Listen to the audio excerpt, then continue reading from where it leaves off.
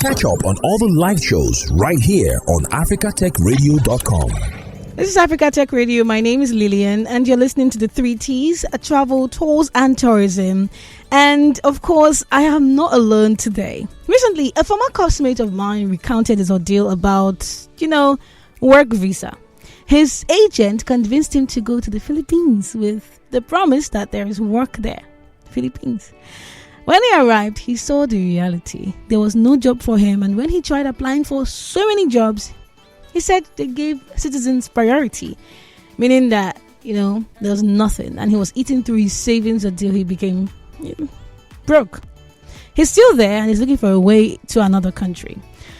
And I also had a conversation with a friend of mine who plans on relocating. She mentioned that there is a reality, a truth about work visa and working abroad that people don't really talk about, and it's made me really curious. I want to know the reality because many of us are planning to jackpot, and before we do that, we have to find out, what you're actually getting yourself into, the undiluted truth.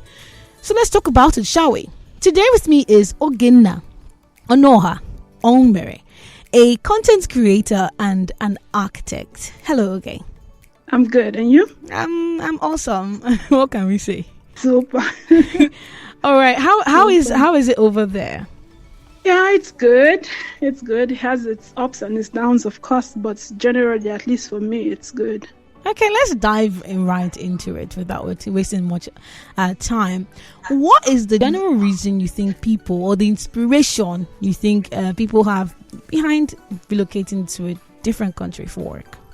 So there'll be various reasons depending on where the person is relocating from. So some people want to relocate for adventure, they want to relocate to experience new culture, for better quality of life, for better earning capacity, economic reasons.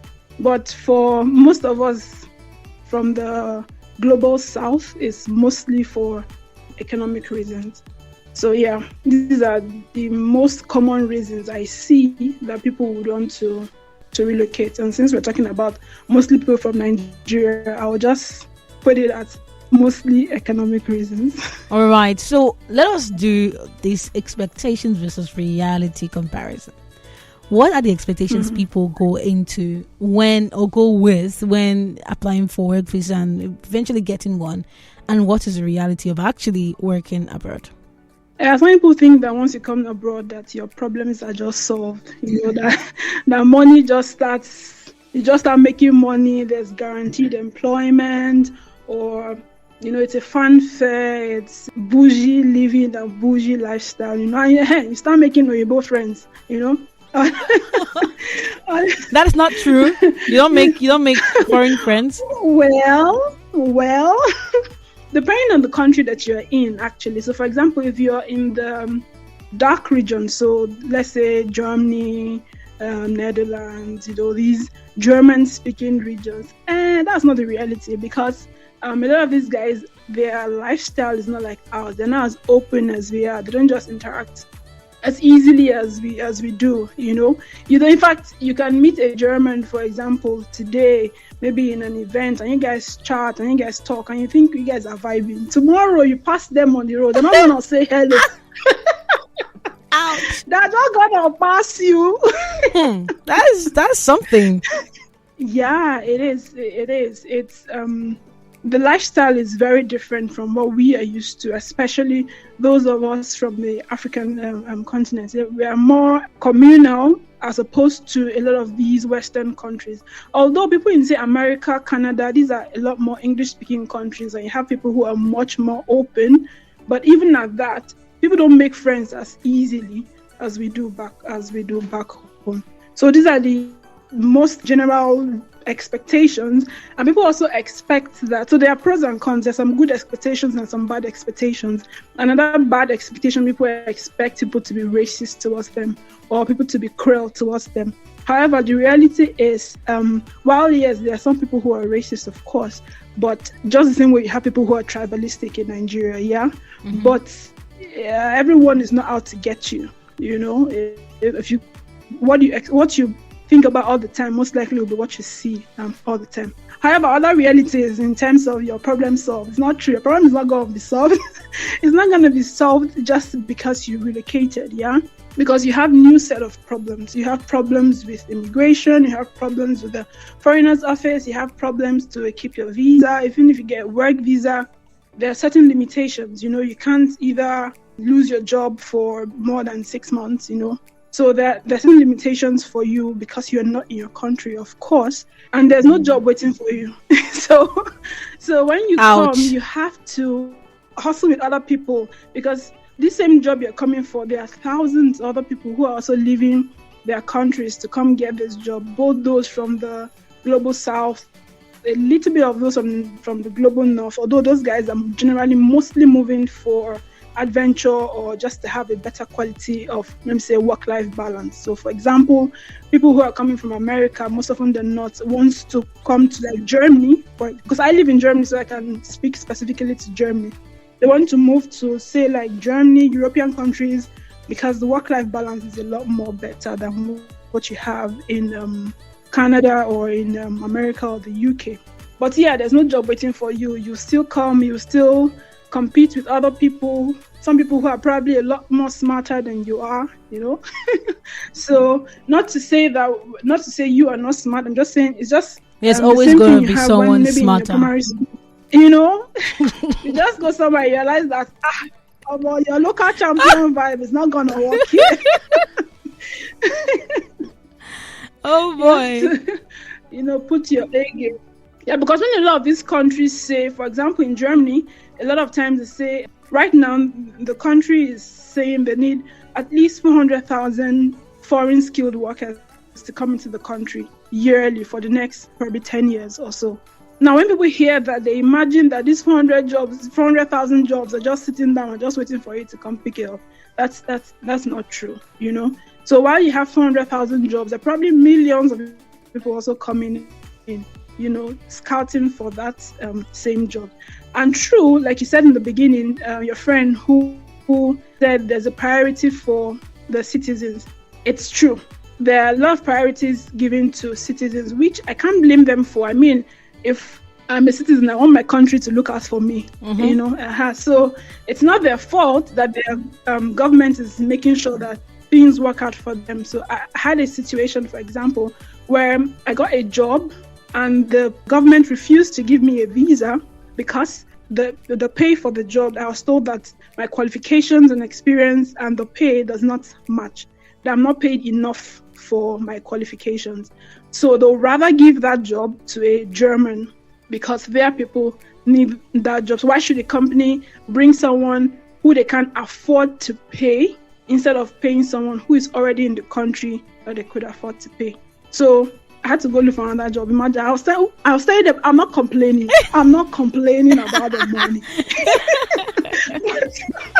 Well, I didn't know that was a thing, actually. But, so it is actually. It is. So, for example, that particular job would have been fine if I was an EU citizen. It wouldn't have been a problem. I would have gotten my visa and all. But because I wasn't an EU citizen, the company has to justify the reason why they are employing me.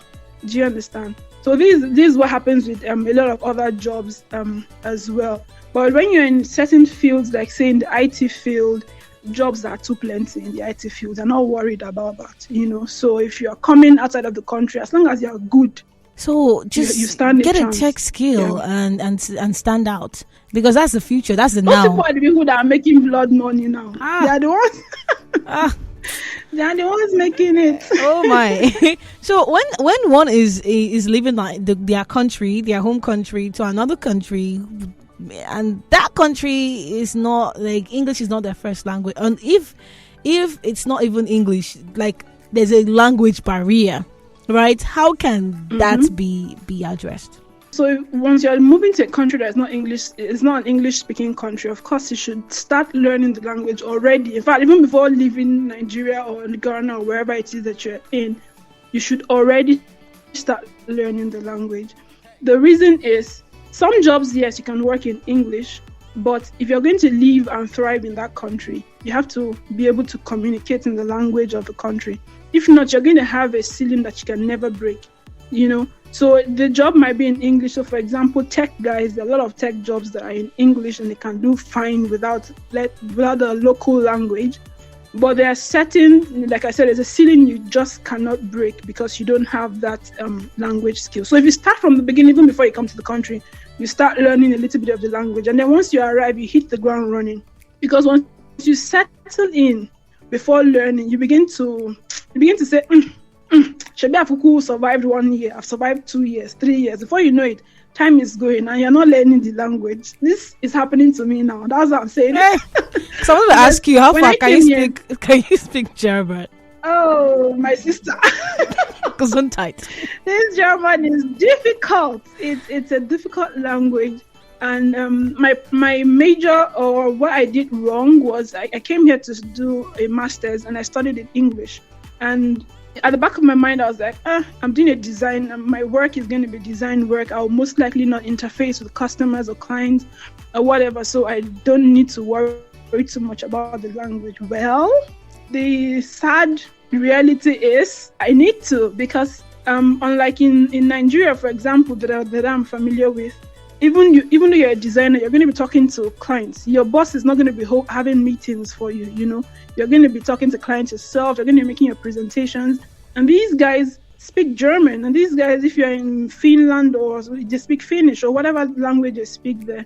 So you have to be able to communicate in that language, even if you are working in an English-speaking job. Let's say, because they have some international companies that the language within the company is English. But you have more German speakers or more local guys. So even when they're having some conversations, so during break time, for example, you can't bond as much, So it's to start when it's still hot. So that guy lied to me. Someone told me, asked me that, told me to come to Germany. And I said, Germany, I don't know. Language. I'm not proud of this. I'm not finished learning my own language. Like, I'm not gonna learn German. And he said, no, you don't have to. Well, now I know that he's not getting the 100%. He has not seen the reason until he sees it. He can speak German. So so I think listening to him will be a big L on my part. So you're saying if you're going to a country that don't speak your language, but they still speak a little bit there, still learn their language for ease of communication and bonding. Yeah. All right. Yeah. There are some people that have been in Germany, for example, for 10, 20 years and they don't know how to speak German. It doesn't mean you cannot survive at all. I'm just saying you give yourself much more opportunities if you're speaking the language. So even if you're going to look for a job, for example, if they're going to start filtering people, let's say you guys are 10 of you and you all are really good with what you are doing. Now they need to look for some other things to eliminate some people. They will say, okay, you're not speaking German. Okay, let's take you out. Now you are now 5. So it kind of reduces the amount of work they need to do on their own part. And even though you might survive your day-to-day, let's say you're living in a very multicultural city like, say, Berlin or Munich or places like that, you can survive well. But like I said, there's a certain limit that you create for yourself, even if you don't think about it or you don't see it. It's just there. Relocating, you see, the internet has tagged those people, the class of 2022 that relocated, the class of 2023. They will bring phone and start talking about it. And in as much as most of them are just discouraging the rest of the world from relocating, some of what they say, there's truth in it, right? It's just that because you are might be looking for a better life, you just shut your ears to hearing those things and you just shout, hey, stop telling me anything if you know, like, can come back to your country and all that. So I've heard about loneliness, that depression. I've heard about a lot of the real thing. So exactly, you've just said it. So how can one adapt fully? You said that in some countries, the whites, you might vibe with them today, tomorrow they don't know who you are, right? You've said that, and that can be a big problem for some people. So how can one adapt to that new environment? Let's say I've gotten my work visa. Okay, now I don't understand where I am. How do I adapt if I travel? The first thing is to find your community. I don't discourage anybody from relocating. Please relocate. If you can and you want to and you've made your plans, relocate. But the important thing, I think the reason why a lot of people talk about these downsides is so that you're aware of what you're coming to meet, so you can plan better. And so one of the ways to go around this is to find your community. So once you hit the ground, if you're Nigerian, find a Nigerian community around you. Find a local church or a local mosque or something. Those are the first people that you can easily connect with because you understand each other. And those ones, they already have the problems that you're going to face. They've already faced it. So they can easily help you navigate. They can easily tell you, okay, in Germany, what we call Ausländerbehörde is the foreigners office. Those guys can frustrate you. So your community, they've been here before you. So they can already give you heads up. Say, okay, when you're going here, do this, do that. Or maybe you're here as a student, or you're here like we're talking about now for work. Those guys that are already here, who are your community members, can easily tell you, okay, talk like this, do this in the office, this is not how office, things work, things like that. So the most important thing is to find that your community and connect with them as quickly as possible. And another thing will be to find meetup groups. So for lots of Western countries, Germany especially, people are not, like I said, very communal. People don't just what we have back home. If they work out for road, somebody will just say, how far? You guys just start vibing and you're friends automatically. It doesn't happen here. Nobody stops you on the road to say hello. Nobody do that.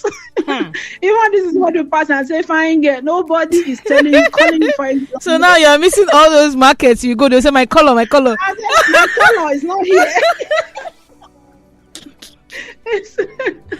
Oh boy. So you find that people do a lot of meetups online. So you have lots of Facebook groups, you have lots of meetup communities. Maybe you have a particular hobby, you play golf, you play chess, you play tennis, you like reading certain kind of books.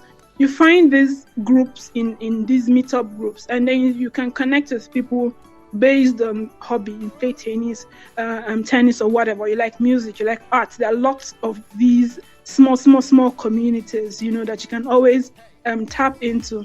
Your neighbors are not going to be the best people to connect with quickly. Not that you're not the best. I'm saying that even connection in will Nigeria, happen. even in Nigeria. So you might find out that you sign up for a meetup group. You go to that meetup group and then you find your neighbor that you have been passing each other since.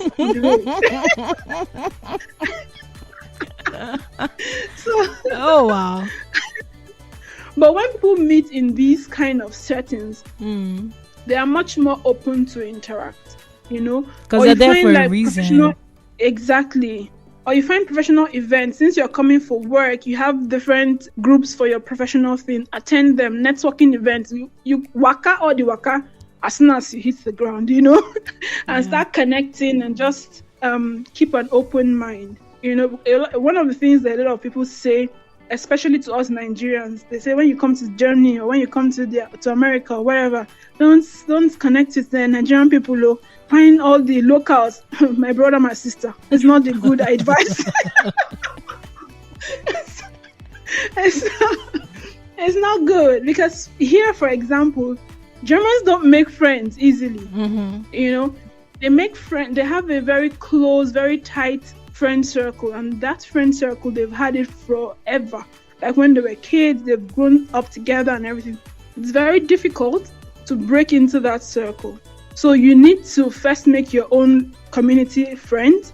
Then you probably make friends from the office, which is not even easy, sir, because after you leave the office, the relationship is over until the next morning. So, but you can also make friends from the office, and then when you've finally been able to make one German friend, the good thing is when you do make a German friend, they're usually friends for life. They're great with being a friend, but it's not easy to get there. So even when they even interact with you, they don't just say friends randomly. They don't just say this person is my friend. They say this is my colleague, this is my acquaintance, this is my something friend. Before they will say this is my friend, it's gonna be a long time. Okay, so when I started this podcast, I talked about that Philippines guy, right? The guy that went to the Philippines. Now, what happened to him was false information, right? he was fed all the lies in the world, and even the agent said, you know what, I will even add my money for you, which I really highly doubt it.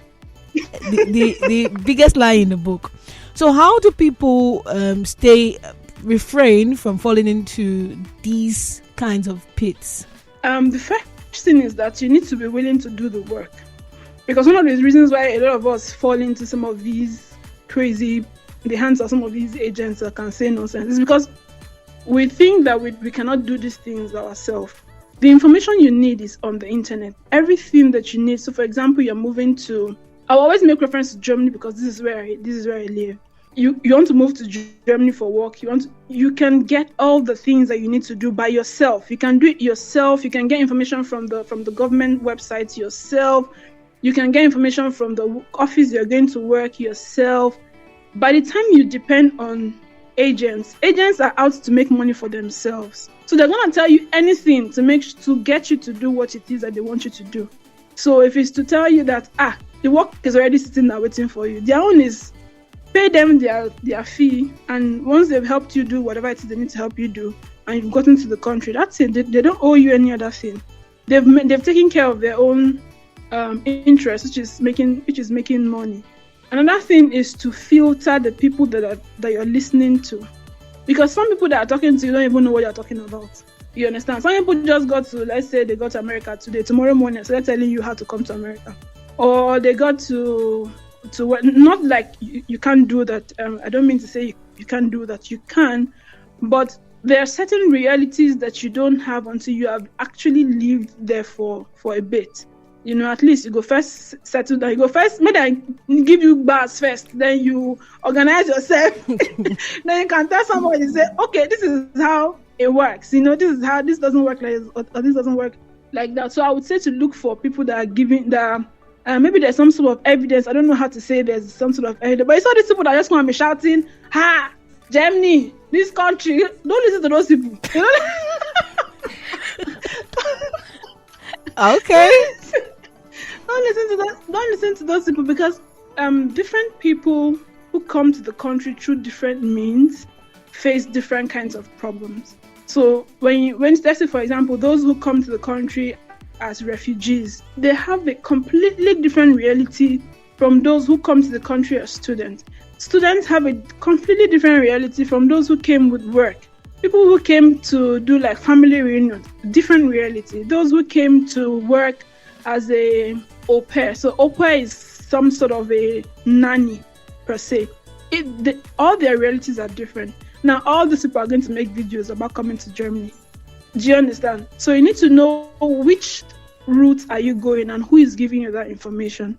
If you're coming to work, it'll serve you better that you're listening to someone who actually moved there to work, or who is working already or something.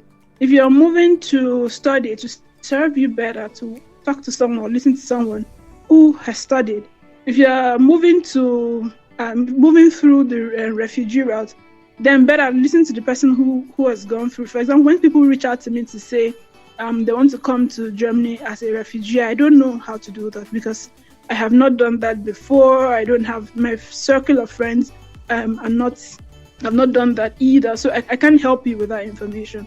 So you need to put in the work to filter the information that you're getting. That's just the long and short of the story. What is it? Is it Shanghai visa? What is that? Schengen. So Schengen visa it allows you to travel to 26 countries in Germany. So if you come here as a student, with your work visa, the visa is usually Schengen, and you can travel to all the Schengen countries, which are about 26 of those countries visa free. Is it easy to get?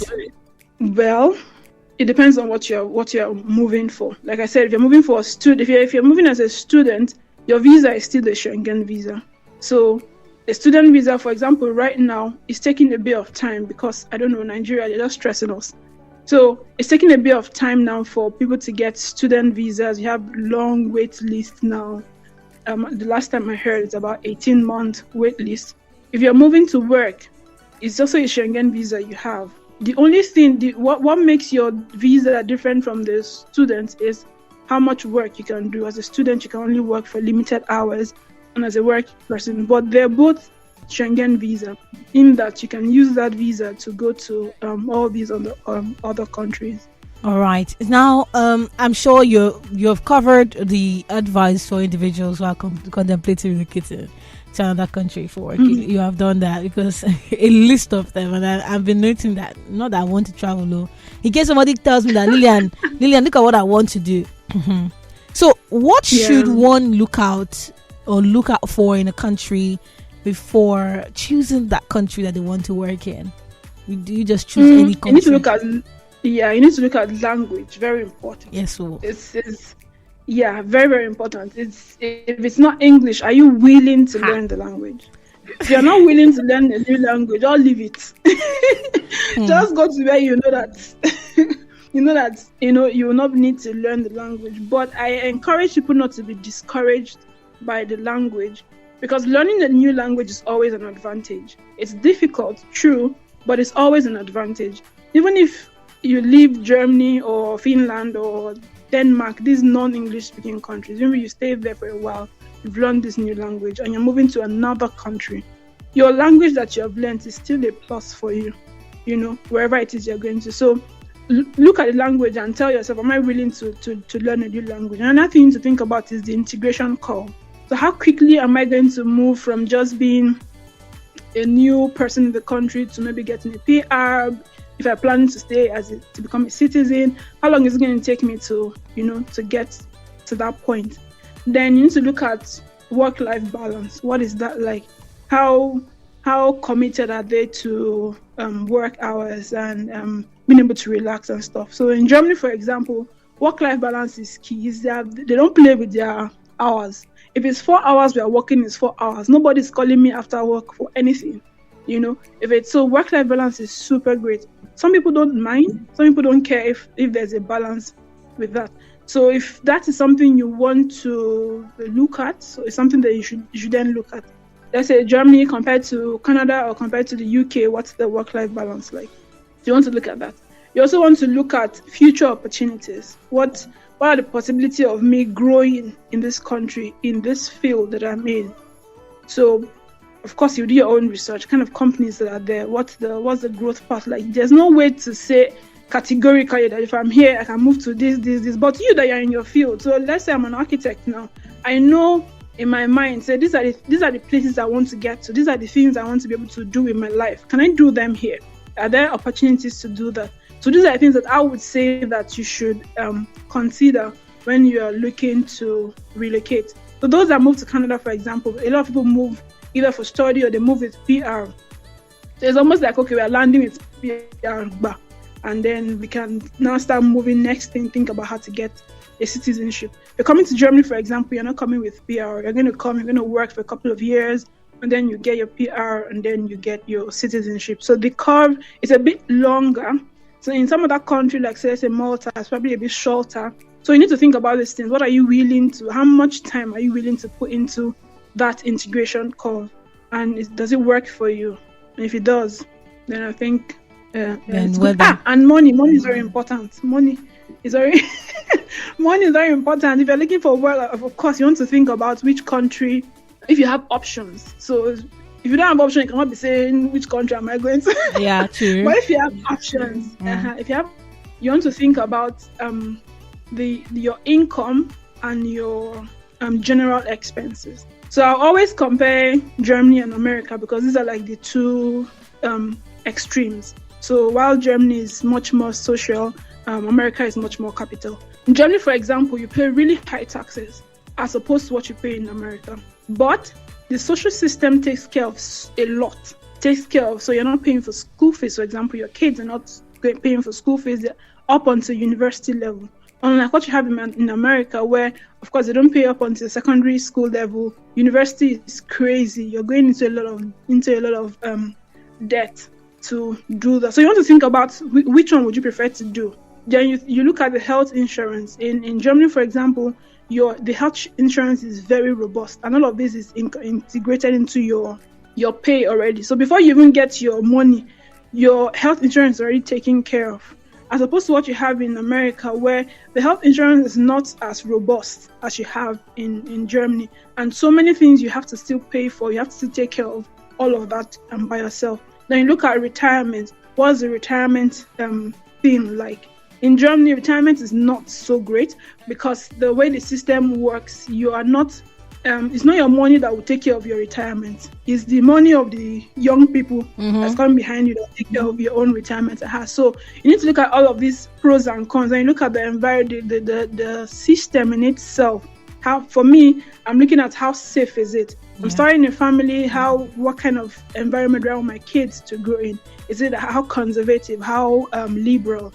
All of these things. This is for me. This is how I would look at it. The big picture, as opposed to just the money I'm getting off the table. Because, for example, if I'm earning say $10,000 in America, and let's say my final take home is say $8,000, then in Germany I'm probably earning 10,000, same 10,000, maybe let's say now in euros, but my final take home is about 6,000. There's a difference initially.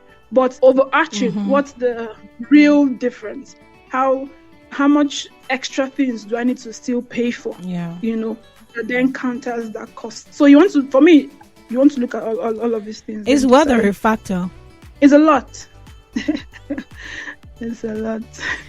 All right. So what is your? I want you to give me just your 5 biggest culture shock, because I know. Transitioning from a citizen of Nigeria to going abroad, Germany to work, you'd have seen things that be like, hey, so this is how you people used to do here. So tell me what your 5 biggest culture shock is. So yeah. So number 1 is, like I said before, you can live in your building like this for years and you don't know your neighbors. Nobody's saying hello to you. Nobody's. Oh wow. You guys, what? Short story. When I first came to Germany. I think my first or my second day, I was going into the building and I saw there's an old lady. She was carrying her, and I could see she was struggling with her stuff. And the home training in me came outside. So I had to help her. I just went. I was like, let me help you. And the way she looked at me like, who is this? Something like that. So. And of course, my German is zero at the time, so I couldn't even explain myself properly. So I had to explain to her by hands that I'm helping you. I want to take it to the car. She was looking at me so dumbfounded. So I took it to the car and I dropped it for her. She couldn't believe it. She was looking at me like I wanted to rob her or something. Oh my! When I got to the house. I'm telling you, I got to the house, I asked some of my friends at the time, I was like, this is what happened to me today. And they were like, who sends you? Who send you message? Oh.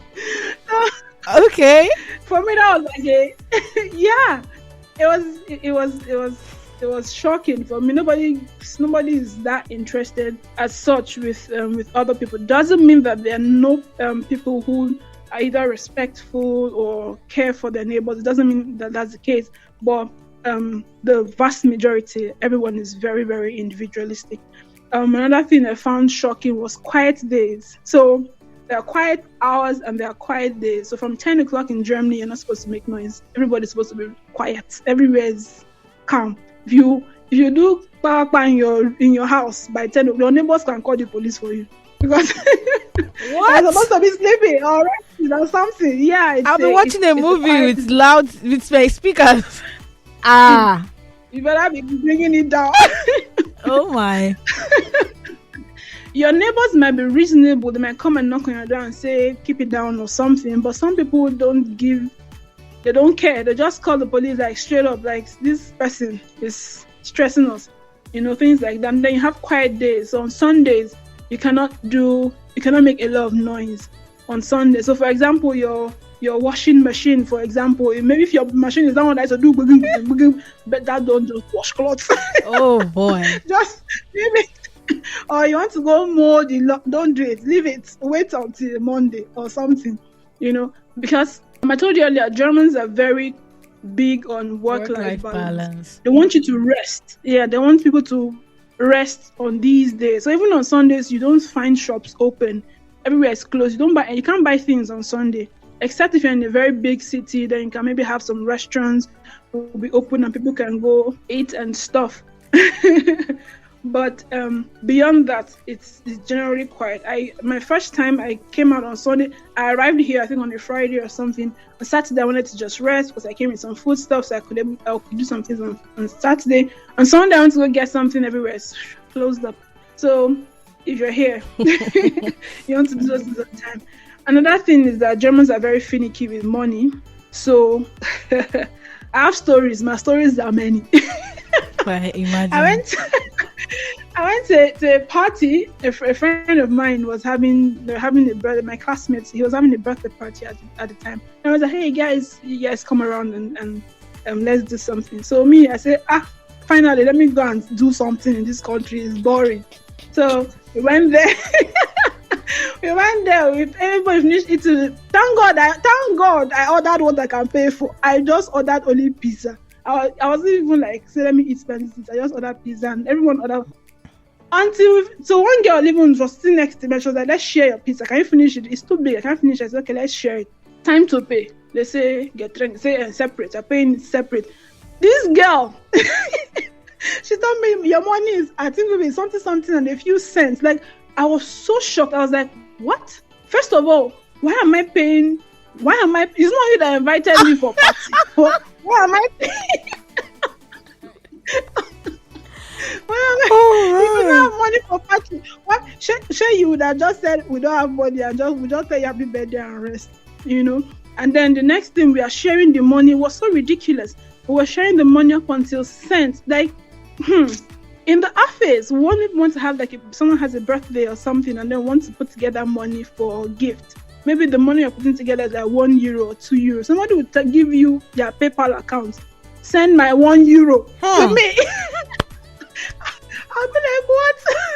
Hey, okay, then that would be cool. Oh wow, that is something. Nothing like I'll take care of it. Don't worry about. No, everybody's gonna take care of their thing. All right. Of course, like I said, these are this is a generalization. Doesn't mean you not meet some people who are. In fact, there's this particular lady I met in my current office. At some point, I told her, "You're not German because you don't behave like a German. You're not." So these. All right. Another shock. Hey, my stories are many. I'm just cutting you off. I'm so sorry. Another shock was I told you the other time that you meet somebody, you talk to someone, and then you see the person the next day. The person just passed. You'll be wondering, did I offend this person? I thought we were cool yesterday. No. You're just cool at that moment. So don't think that they're going to say hello to you later. Of course, if something happens and you guys really have to talk, they're not going to completely just ignore you and stuff. But don't expect that you could become friends just because you will start talking for a couple of time. Another thing is they're very blunt. Super, super blunt. Germans are blunt. They'll tell you as it is. Like, they're not even going to paint it. Maybe you have body odor or something. They come to tell you you're smelling. Nobody's telling you nicely or something. They're not going to be looking at you like, let's maybe you can do. No, they're going to tell you straight up how it is. They're very, very, very blunt. That's not the case, however, for, like, say, the French. When we're in France, they're people warm. They are warmer. Let's say in France, in Sweden, they're a lot more warmer. But Germans, no. They are strict like this. They are strict like the language. All right. Thank you very much. It's been really fun having a chat with you. I can listen to you all day, but I don't have much time anymore. Thank you.